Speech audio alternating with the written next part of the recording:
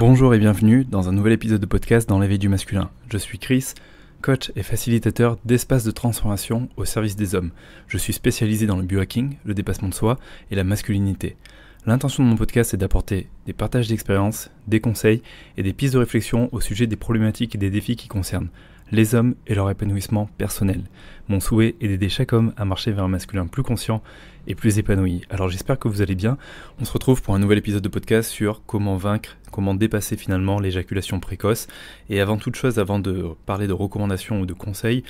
juste déjà revenir un petit peu en arrière et surtout comprendre quelles sont un petit peu les causes ou les facteurs de l'éjaculation précoce pour mieux en fait comprendre ce qui se passe déjà en soi et après mettre en place des choses pour arriver à développer ce qu'on appelle sa stamina, donc son endurance sexuelle. J'avais fait un épisode de podcast par rapport à ça. Je vous invite vraiment à découvrir la playlist que j'ai faite sur la sexualité masculine que vous avez en description de cet épisode de podcast et j'aimerais revenir sur l'éjaculation précoce. Pour moi, l'éjaculation précoce, c'est l'éjaculation qui arrive à partir du moment où on a une érection et qui va arriver soit avant le rapport sexuel et avant la pénétration, ou une fois qu'il y a pénétration, quelques minutes justement après la pénétration, c'est-à-dire 2, 3 ou 4 minutes. Et si j'en parle aujourd'hui, c'est que je sais que ça a un impact sur beaucoup d'hommes, et notamment ça peut remettre en cause la virilité, le sentiment finalement d'être suffisant, d'être assez dans le rapport sexuel, de pouvoir aussi se sentir assez finalement pour sa partenaire, et ça vient aussi jouer sur le sentiment d'impuissance. Et là, j'entends pas l'impuissance dans le sens que j'arrive pas à avoir une érection et j'arrive pas à éjaculer, mais l'impuissance de finalement ne pas arriver à retenir mon désir, car finalement quand je vais avoir une éjaculation précoce, c'est une explosion d'énergie et de tension dans mon appareil génital, et au bout d'un moment, ça va tout simplement déclencher le réflexe éjaculatoire, ce qui fait que je vais atteindre le point de non-retour et que je vais éjaculer. Pour parler du réflexe éjaculatoire, ce qu'il faut savoir et qu'on ne sait pas forcément en tant qu'homme, c'est que le réflexe éjaculatoire, c'est quelque chose de tout à fait normal et en général, il intervient au bout de 4-5 minutes après pénétration, s'il n'y a pas une bonne gestion justement du désir, si on ne prend pas le temps de respirer, si on ne prend pas le temps d'être à l'écoute de ses ressentis. Donc en fait, qu'est-ce qui se passe tout simplement quand je vais avoir du désir, quand je vais éprouver de l'excitation, je vais avoir une accumulation d'énergie sexuelle et de tension dans mon appareil génital une fois de plus, et au bout d'un moment, si j'arrive pas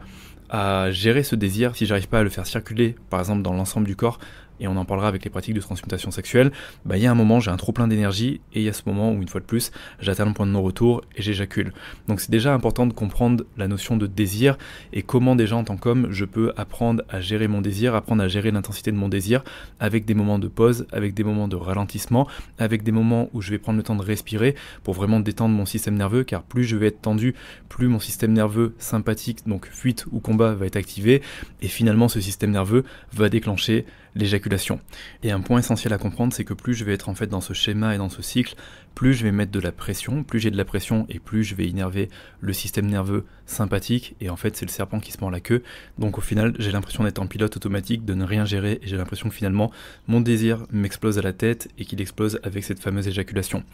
J'aimerais parler rapidement du fonctionnement masculin et du fonctionnement féminin en apportant la philosophie taoïste au niveau de la sexualité. Dans le Tao, en tout cas, on part du principe que l'homme a une essence feu. Et on le voit, l'homme a une capacité à éprouver rapidement du désir. Les hommes sont un peu plus dans le schéma érotique du sexuel, de la performance, de l'action, du mouvement, mais aussi visuel, là où la femme va avoir un principe beaucoup plus haut. Et on le voit aujourd'hui, par exemple, l'appareil féminin, donc l'appareil génital féminin, pour recevoir la pénétration, a besoin de 15 à 20 minutes d'excitation pour pouvoir être lubrifié et recevoir la pénétration. De par ça, on voit qu'on a déjà des modes de fonctionnement différents. L'homme qui a un principe plutôt feu doit apprendre à gérer justement ce désir et ce feu pour pas que ce feu s'emballe et parte en fumée. Et la femme qui a un principe plutôt haut a besoin de réceptivité et aussi de lenteur. Alors, pas toujours, et ça dépend une fois de plus des schémas érotiques de la femme. Il y a plein de femmes différentes, plein de femmes qui ont des schémas érotiques différents. Donc une fois de plus, je vous invite toujours à communiquer avec votre partenaire pour savoir comment elle fonctionne, savoir comment vous fonctionnez aussi, pour que vous puissiez vous retrouver, en tout cas au niveau des différents schémas érotiques que vous avez au niveau de votre relation de couple. Mais comprendre son fonctionnement, ça permet déjà de remettre de la conscience sur son appareil génital, sur sa sexualité, sur ses ressentis pendant l'acte sexuel, Et une fois de plus, alors c'est un partage que je vous fais là, moi j'ai découvert le livre The Slow Sex, donc le sexe lent, je vous mettrai la référence directement dans l'épisode de podcast, où en fait c'est vraiment une approche où on apprend à être beaucoup plus dans la lenteur, beaucoup plus dans la connexion à la fois émotionnelle et physique avec sa partenaire, beaucoup plus dans l'échange, dans la présence, dans l'instant présent finalement, et je trouve que c'est une belle approche parce que quand on est un homme et qu'on est touché d'éjaculation précoce et qu'on a du mal à se gérer, on a du mal à gérer ce désir, ça permet tout simplement de ralentir et de se mettre moins de pression. Ça permet d'être beaucoup plus à l'écoute de soi, beaucoup plus connecté à sa partenaire. Ça n'empêche pas la communication, de pouvoir communiquer de manière intime avec sa partenaire sur ce besoin de ralentir tout simplement pour créer une forme de sécurité, une forme de confiance, et ça permet tout simplement au bout d'un certain temps de trouver un rythme qui convient aux deux personnes dans l'échange sexuel. Et j'aimerais revenir rapidement sur les aspects psychologiques qui peuvent justement causer cette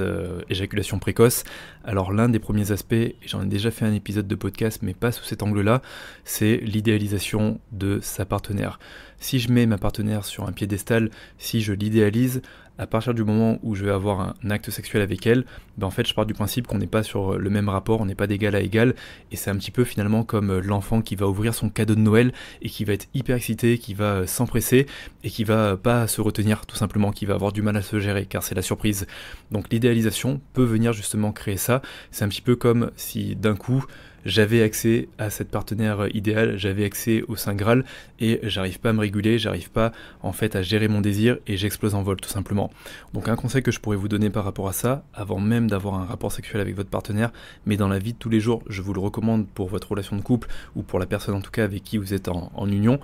ça va être vraiment important de la remettre sur un pied d'égalité et d'arrêter d'être dans l'idéalisation. Si vous avez une blessure qui fait que vous êtes dans une forme de dépendance émotionnelle et affective, c'est un travail à réaliser soit en thérapie ou peut-être en cercle d'hommes si vous êtes un homme, pour venir retrouver une posture en fait qui est juste d'égal à égal et pour faire en sorte que vous puissiez estimer votre partenaire à sa juste valeur, mais surtout que vous puissiez vous estimer à votre juste valeur. Et déjà, en fait, le simple fait de réguler ça, ça remet un petit peu les pendules à l'heure et ça nous permet de nous sentir beaucoup plus en confiance pendant le rapport sexuel, avant le rapport sexuel. Donc ça permet d'établir une confiance qui fait que psychologiquement, on a cette sensation de pouvoir gérer, de se sentir aussi assez, de pouvoir assumer, de pouvoir aussi donner pleinement du plaisir à notre partenaire. Donc ça fait vraiment une différence. Moi, c'est un sujet sur lequel j'ai travaillé. J'avais pas vraiment le souci d'éjaculation précoce, mais j'avais quand même l'idéalisation. Et par moments, quand j'avais la sensation d'avoir accès à ma partenaire, car ça faisait depuis un petit moment qu'on n'avait pas eu d'intimité ou de rapport sexuel, j'avais l'impression en fait tout simplement de m'emballer une fois de plus comme un petit enfant là qui vient de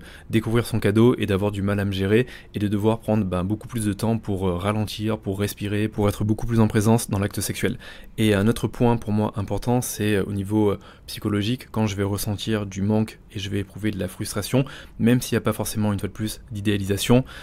ça peut créer en fait une fois de plus ce même effet où on n'a pas eu de rapport sexuel pendant un moment, d'un coup j'ai un rapport sexuel avec toi, j'arrive pas à me retenir,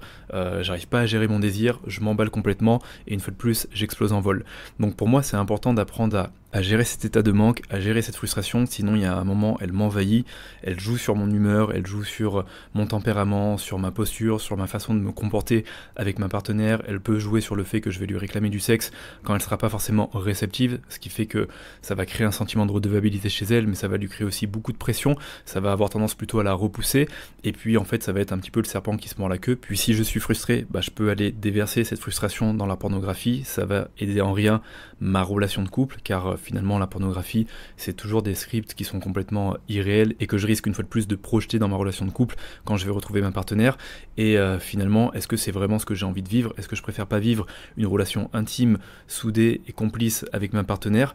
ou est-ce que je préfère prendre finalement la fuite dans la pornographie parce que finalement ça fonctionne pas à côté. J'aurais tendance à vous inviter à regarder cette frustration, à regarder cet état de manque et à voir qu'est-ce qu'il vient pointer du doigt. Vous êtes frustré de quoi, vous êtes en manque de quoi, et comment finalement vous pouvez trouver des solutions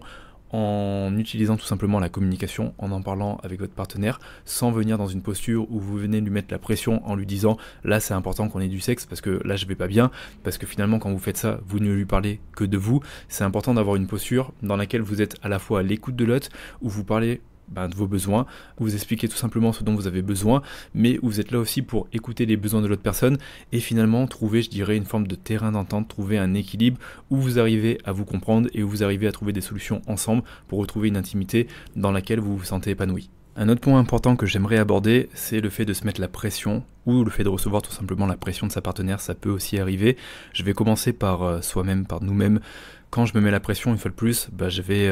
avoir finalement beaucoup d'attentes envers moi, je vais me mettre une pression aussi au niveau de mon système nerveux une fois de plus, donc je vais plutôt activer la branche sympathique, ce qui ne va pas du tout m'aider car ça va me tendre tout simplement dans le rapport, et il y a l'effet aussi psychologique de la performance, de la réussite, car tout simplement il y a des conditionnements, un effet pervers de la masculinité négative, de un homme ça doit être performant, ça doit être fort au lit, ça doit être un bon coup, et j'aimerais revenir sur le fait de performer ou réussir. Dans un rapport sexuel, il n'y a rien à réussir ou il n'y a rien à performer. Alors oui, on peut avoir des moments intenses où on a l'impression de performer, mais si vous mettez le curseur là, ça finira par vite vous rattraper, soit par une éjaculation précoce, soit par tout simplement de l'impuissance parce que je me sens pas assez et finalement il y a un moment j'arrive plus à bander, j'arrive plus à jouir, j'arrive plus à éjaculer, même si l'éjaculation n'est pas une fin en soi, ou je risque tout simplement de me couper de ma partenaire et de ce dont elle a aussi besoin, et ça va amener à quelque chose de négatif. Après, s'il y a une fois de plus consentement et qu'il y a envie de performance des deux côtés,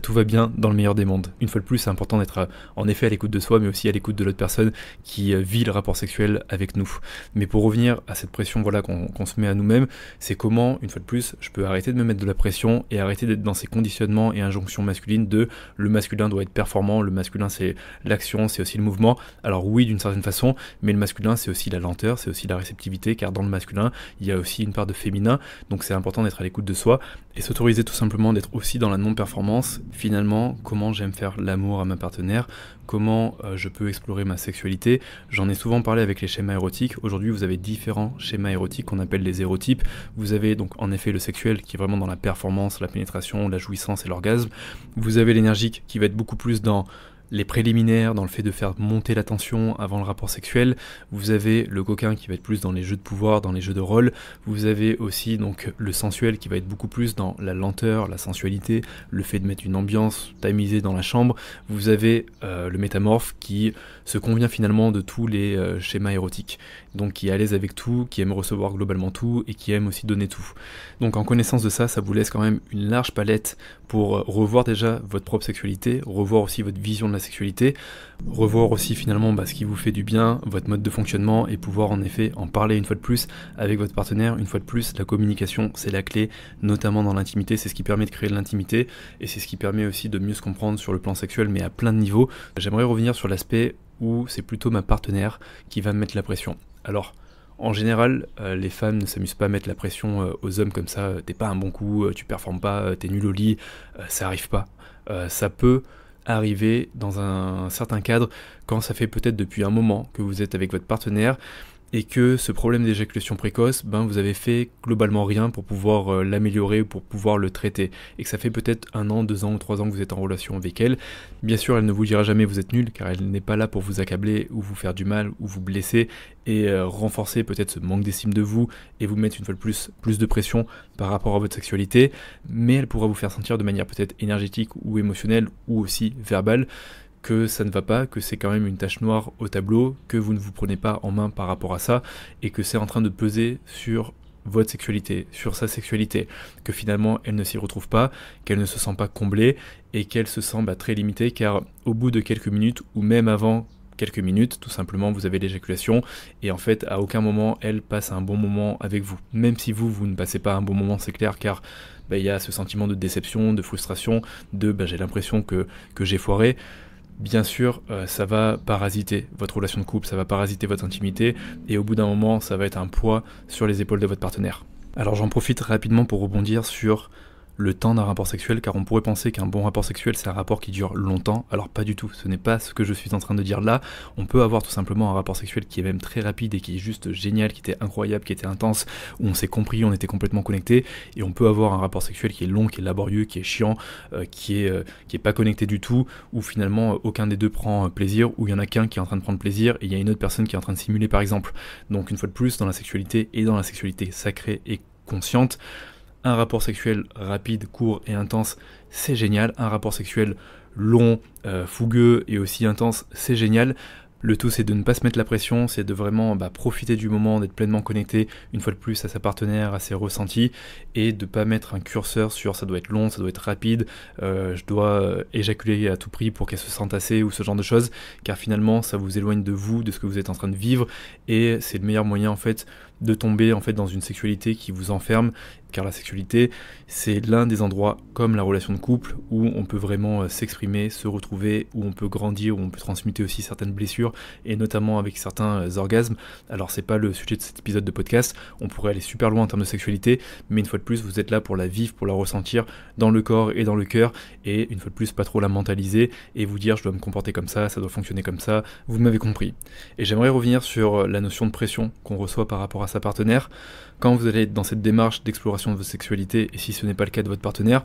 je vous invite une fois de plus à lui en parler pour que ça puisse donner un cadre et pour qu'elle puisse tout simplement comprendre que vous êtes aussi dans un cheminement où vous essayez de traiter votre éjaculation précoce, de prendre du recul avec ça, de mettre en place des outils ou des respirations pour avancer tout simplement sur ce sujet. Et si vous avez vraiment une partenaire qui est vraiment pas cool avec vous, qui vous dit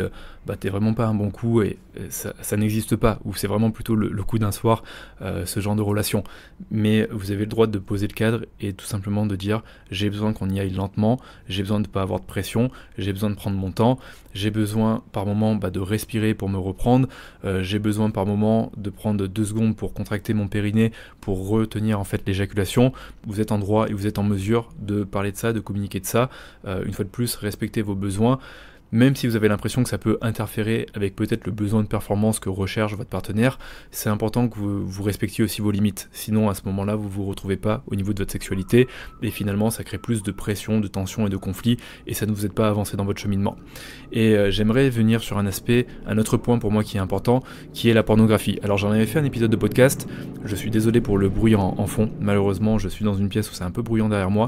J'espère que ça le fera. En général, quand je vais consommer beaucoup de pornographie, je vais prendre l'habitude souvent d'éjaculer assez rapidement, car souvent quand on consomme de la pornographie, c'est un petit peu une fois de plus en mode Doliprane pour se soulager, pour stimuler nos dopamines, et on passe pas 30, 40, 50 minutes sur de la pornographie. En général, on va se masturber pendant quelques minutes, voire 10 minutes, et on va éjaculer rapidement. Le fait de faire ça, en fait, tout simplement, j'habitue mon corps à éjaculer rapidement par mon système nerveux, ce qui fait que, en fait, dès que je vais avoir un rapport, soit il y a excitation parce que d'un coup, une fois de plus, on retrouve l'enfant qui découvre son cadeau, et pour le coup, mauvaise gestion du désir, et j'explose rapidement, et puis comme j'ai l'habitude d'innerver ma capacité en fait à éjaculer de manière rapide, parce que ça fait moult fois que j'utilise par exemple la pornographie, et finalement ça va être compliqué à gérer. Donc c'est comment je peux aussi remettre de la conscience sur ma consommation en pornographie, comment je peux ne pas tomber dans l'addiction ou dans la masturbation compulsive qui me fait éjaculer très rapidement et qui fait qu'après quand je suis au lit avec ma partenaire, je me sens pas assez, insuffisant, je me mets beaucoup de pression, et puis de toute façon vu que mon corps est habitué à éjaculer rapidement, je continue à éjaculer rapidement. Et comment par exemple je peux instaurer de la masturbation consciente. Alors j'en avais fait un épisode de podcast, notamment avec la stamina, comment développer son endurance sexuelle. Je vous invite vraiment à le regarder, mais en tout cas la masturbation consciente, c'est vraiment un outil que je recommande pour remettre de la conscience sur son appareil génital, sur sa sexualité, mais surtout sur son énergie sexuelle, et apprendre à la transmuter, à la faire remonter dans l'ensemble du corps, pour faire en sorte qu'elle ne reste pas stockée que dans l'appareil génital, parce que sinon au bout d'un moment, réflexe éjaculatoire, point de non-retour, et puis éjaculation. Donc finalement, je peux utiliser la masturbation consciente comme une forme de rééducation, pour apprendre à gérer mon désir, pour apprendre à découvrir mon appareil génital et notamment mon périnée et donc les muscles du plancher pelvien que je peux apprendre justement à contracter. Il y a vraiment les exercices Kegel, je crois que ça s'appelle comme ça. Alors moi j'ai pas découvert par cette voie, je l'ai découvert plutôt par la voie du Tao, avec les exercices qu'on peut faire en termes de Tao pour apprendre justement à transmuter son énergie sexuelle et à contracter son périnée. C'est des exercices qui sont hyper intéressants car ça vous apprend à être en gestion de votre périnée, le seul muscle en tant qu'homme qu'on ne muscle pas quand on va à la salle, mais qui est hyper important finalement et qui va permettre de retenir l'éjaculation. Donc ça peut être des exercices qu'on fait en routine matinale ou le soir avant de dormir. C'est des exercices qui se couplent très bien avec la respiration, avec la visualisation.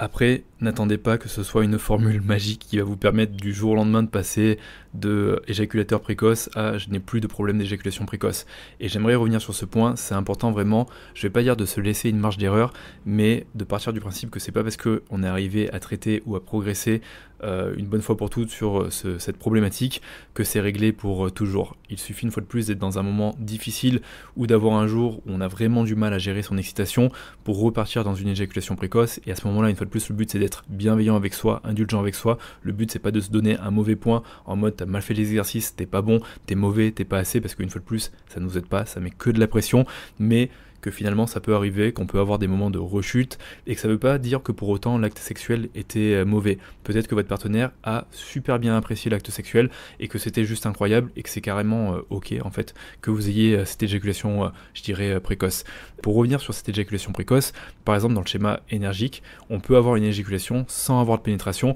ne serait-ce qu'avec les préliminaires, et avec le plaisir, et le momentum, et la tension en fait qui est créée avant la pénétration, avant le rapport sexuel avec pénétration. Donc même là en fait, on pourrait se dire qu'en fait il n'y a pas vraiment d'éjaculation précoce si je respecte mon nérotype qui est plutôt le côté énergique. Donc c'est là où en fait je pense que c'est important de nuancer toutes ces notions et de prendre du recul avec ça, parce que parfois on peut vite s'enfermer, se condamner, se mettre la pression et avoir l'impression qu'on ne fonctionne pas comme les autres, alors qu'il y a énormément d'hommes qui vivent ça dans leur quotidien, qui ont été soumis à ces problématiques d'éjaculation précoce pendant longtemps. Bien sûr que ça demande de se prendre en main, bien sûr ça demande de prendre peut-être à un moment un sexologue, ou en tout cas d'en parler dans sa relation de couple, de se mettre moins la pression et de faire les démarches nécessaires pour pouvoir en sortir progressivement. Mais une fois de plus, dans ce parcours, c'est hyper important d'être indulgent avec soi et de partir du principe que ça va pas être réglé du jour au lendemain avec quelques exercices de transmutation sexuelle ou de respiration, ou parce que j'apprends à être beaucoup plus présent dans mon rapport. C'est vraiment une intention, c'est vraiment un chemin, et la vie nous confronte à chaque fois en nous faisant sortir un petit peu du chemin,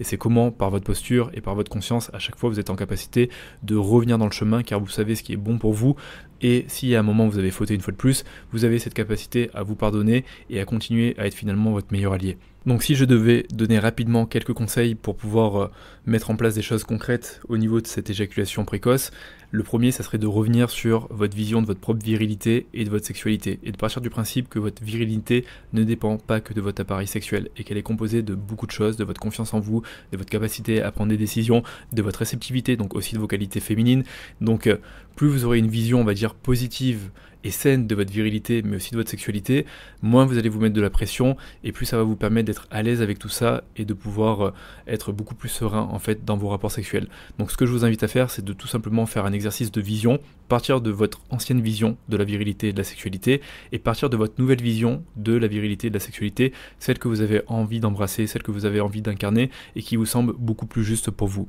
Deuxième point, si ça peut vous aider, je vous recommande une fois de plus de vraiment lire le livre The Slow Sex, qui est un livre pour moi hyper intéressant sur le côté beaucoup plus lent, beaucoup plus sensuel, beaucoup plus en connexion avec votre partenaire, pour trouver une approche dans laquelle vous pouvez vous explorer et vous pouvez apprendre à ralentir pour arrêter de vous mettre une fois de plus de la pression. Et je vous recommande une fois de plus le livre L'homme multi-orgasmique, l'énergie sexuelle masculine de Mantak Chia, qui vous donne beaucoup d'exercices que vous pouvez faire en termes de transmutation sexuelle, en termes de respiration, de visualisation, d'activation du périnée pour mieux gérer votre désir, mais qui vous permet aussi de comprendre comment fonctionne la femme, comment aussi fonctionne l'homme, quels sont les différents types d'orgasmes. Donc ça permet d'apporter vraiment beaucoup de conscience à votre sexualité, et ça va vous permettre d'avoir une boîte à outils que vous pourrez utiliser à votre disposition. Le troisième conseil que je vous donne, c'est vraiment de réduire la pornographie et la masturbation compulsive, et de ne pas hésiter à vous faire suivre à ce niveau-là si vous sentez que c'est vraiment une addiction, que vous avez tendance à vous masturber, je sais pas, 4, 5, 6 fois, 7 fois dans la semaine, voire 10 fois dans la semaine,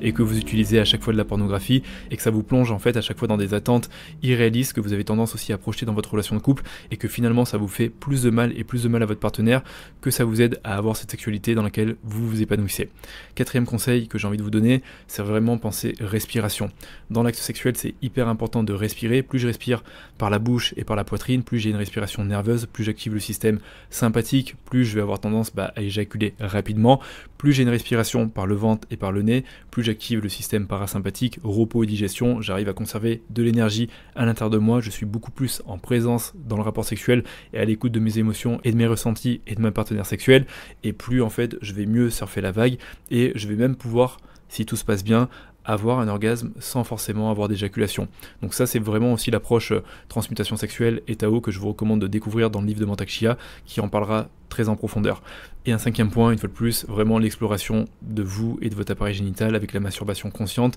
mais aussi avec le renforcement des muscles du plancher pelvien, petite routine que vous pouvez avoir. Chaque jour, vous pouvez avoir une respiration avec 20 à 30 contractions du périnée pour apprendre vraiment à renforcer ce muscle pour pouvoir l'activer quand vous êtes dans un rapport sexuel. Voilà.